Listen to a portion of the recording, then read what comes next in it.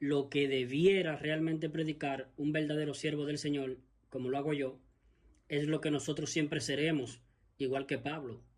En mí mora el pecado mora en mí no mora el bien, el mal vive en mí. ¿Y por qué los pastores evangélicos, ministros de congregaciones cristianas, no le dicen a sus feligreses lo que ellos siguen siendo? Porque ellos no se han arrepentido para con Dios, no han cambiado sus pensamientos que tienen respecto de ellos mismos, de cómo ellos se autoperciben a sí mismos en lo moral ante Dios, en lo espiritual y judicial. Entonces, el arrepentimiento es un cambio de pensamiento, un cambio de parecer. El hombre vive una ilusión, vive una irrealidad. Todos no quieren asumir la realidad. El hombre tiene que cambiar su idea, su parecer, su credo, lo que él cree. Eso es lo que Dios demanda, que el hombre despierte a una realidad que no la quiere reconocer, no la quiere aceptar. Yo puedo dejar de pecar, yo puedo, y no puedes. Vas a pecar hasta que te mueras. Yo estoy bien con Dios. Estás muerto espiritualmente. El ser humano niega que está muerto espiritualmente y el hombre está muerto espiritualmente y necesita nacer de nuevo, que Dios le haga nacer su espíritu de nuevo. El hombre piensa que está espiritualmente bien con Dios y está muerto espiritualmente. El hombre cree que él puede dejar de pecar, que puede sublimarse moralmente y no puede. Y el hombre piensa que no está condenado. Cuando yo me muera, Dios sabrá lo que hace conmigo. Querido amigo, estás condenado, ya pecaste, vas marchando al infierno, necesitas la salvación de tu alma. Entonces, cuando el ser humano cambia radicalmente su manera de pensar, le genera un trauma a esto, porque despierta por primera vez en su vida a una realidad que nunca antes la había percibido. Ahí se arrepintió para con Dios. Cuando la persona se rinde a la realidad, seré un pecador hasta que me muera. Estoy corrompido desde la planta del pie hasta la punta de la cabeza. Y cuando yo he sido salvo, no me han sido quitadas las inmundicias de la carne. Sigo viviendo en un cuerpo de carne y hueso, donde mora la ley del pecado, que le está reconociendo el apóstol Pablo en Romanos 7, versículo 14 al 25. Y el apóstol Pablo ya era salvo, su alma tenía vida eterna.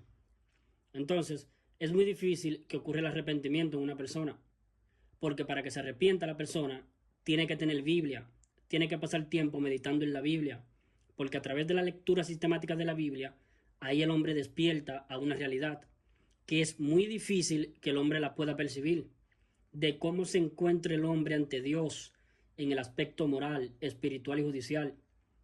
Estos tres aspectos tienen que ser reconocidos para poder depositar fe en el Evangelio.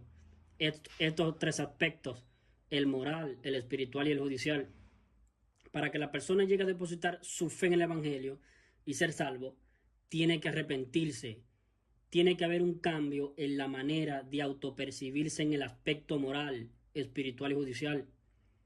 Cuando la persona dice, yo pecaré hasta que me muera, me rindo a esta realidad, jamás podré evitar pecar. Ahora lo más terrible, por haber pecado estoy muerto espiritualmente y estoy con mi alma sentenciada a la muerte. Y no hay nada que yo le pueda ofrecer a Dios a cambio de que mi alma deje de estar sentenciada a la muerte. Nada en lo absoluto. Entonces, el arrepentimiento le permite al ser humano renunciar a las obras de él, a sus obras, a su esfuerzo personal. Le permite renunciar a la religión, le permite escapar de la religión, porque la religión es una trampa.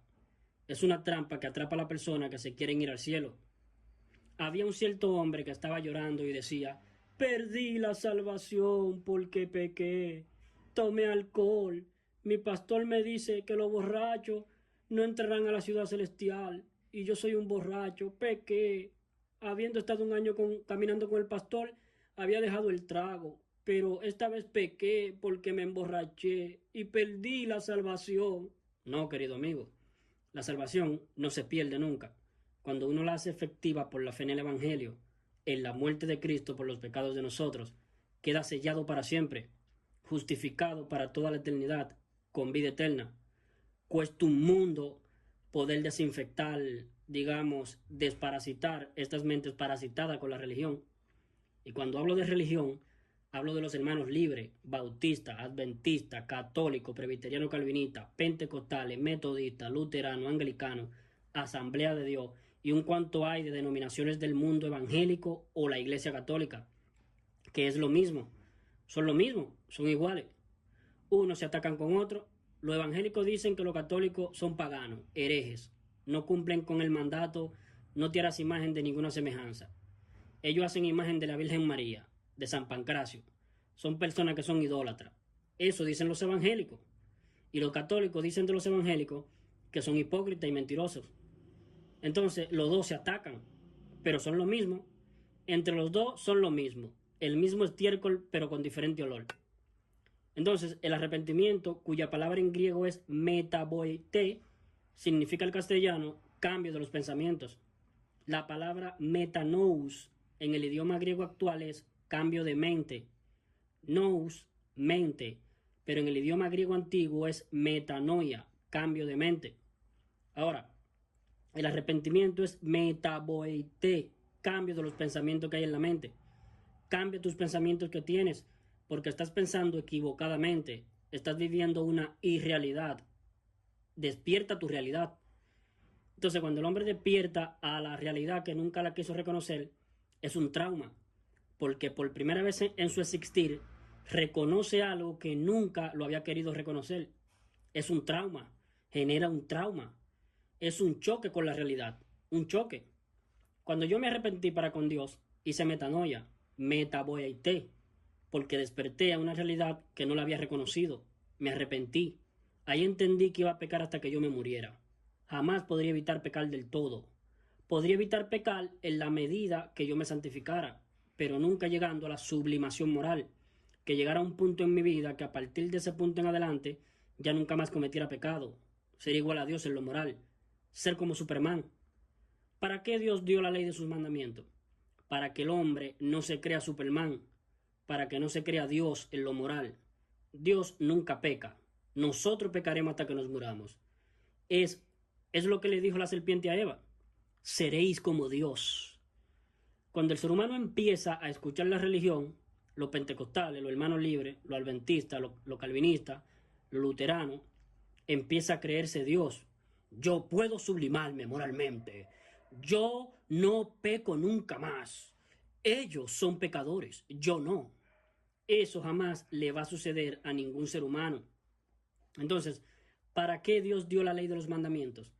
Para el conocimiento del pecado que muere en nosotros, Romanos 3:20. ¿Y para qué más? Para guiarnos a Cristo, el único Salvador, Gálatas 3:24.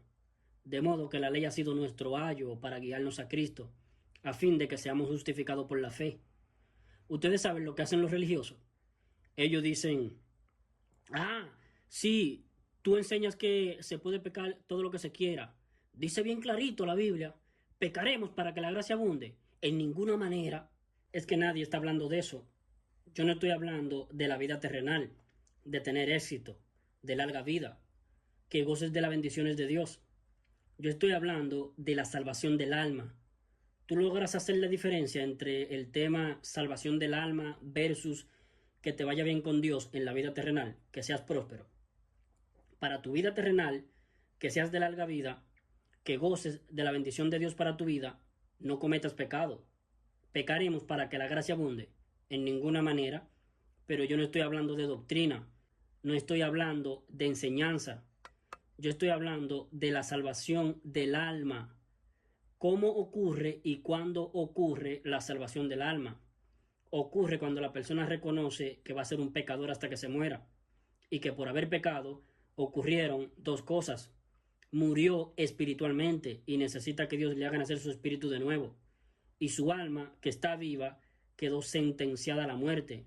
Eso tiene que haber, esa forma de percibirse tiene que ocurrir en un ser humano. Esa forma de autopercibirse. Eso ocurre una sola vez y genera un trauma, un pesar. Es cuando el hombre descubre que está sentenciado al lago de fuego.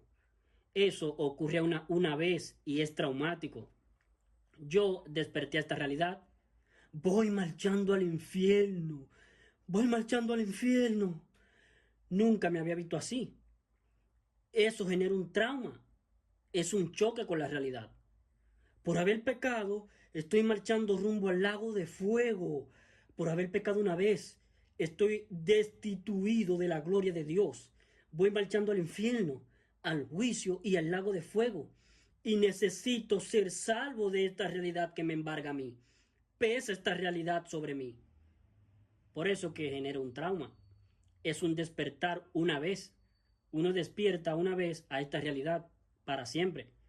Porque ahora hace un cambio en su forma de pensar. Antes estaba negando esta realidad. Ahora despierta a esta realidad. Y es para siempre. No va a volver a caer en la mentira. Entonces, él despierta. Yo desperté a mi realidad de que estaba sentenciado al lago de fuego, a la muerte de mi alma. Desperté a la realidad de que siempre iba a pecar. Y eso me causó dolor, que jamás podría yo llegar a la sublimación moral. Y por haber pecado, estaba muerto espiritualmente. Entonces, gente que dice, para que tú seas salvo, tienes que arrepentirte de todos tus pecados, entregarle tu vida a Cristo, creer en Cristo y dejar de ser tibio, porque los tibios el Señor lo vomita de su boca. Entonces, le están agregando un requisito que no existe, que no está, no lo exige Dios, que tú dejes de ser tibio. Miren, esto lo está diciendo el Señor a los vivos, nacidos de nuevo, porque solamente los nacidos de nuevo, que tenemos el Espíritu Santo, que tenemos nuestro espíritu nacido de nuevo, podemos percibir a Dios, porque estamos vivos espiritualmente. En cambio, todo el resto de la gente que está muerta espiritualmente no percibe las cosas que son de Dios, del Espíritu. No puede entender el lenguaje de Dios porque está muerto. Por lo tanto, todo lo de Apocalipsis 3:16 es para personas que tienen vida eterna, que ya tienen vida eterna como yo, nacidos de nuevo, hombres espirituales. Porque los espirituales podemos percibir las cosas que son del Espíritu de Dios. Y a personas espirituales como yo, con vida eterna, está diciendo el Señor, por cuanto eres tibio y no eres ni frío ni caliente, te vomitaré de mi boca. Es una reprensión manifiesta que hace Dios a personas como yo, en quien mora el Espíritu de Cristo.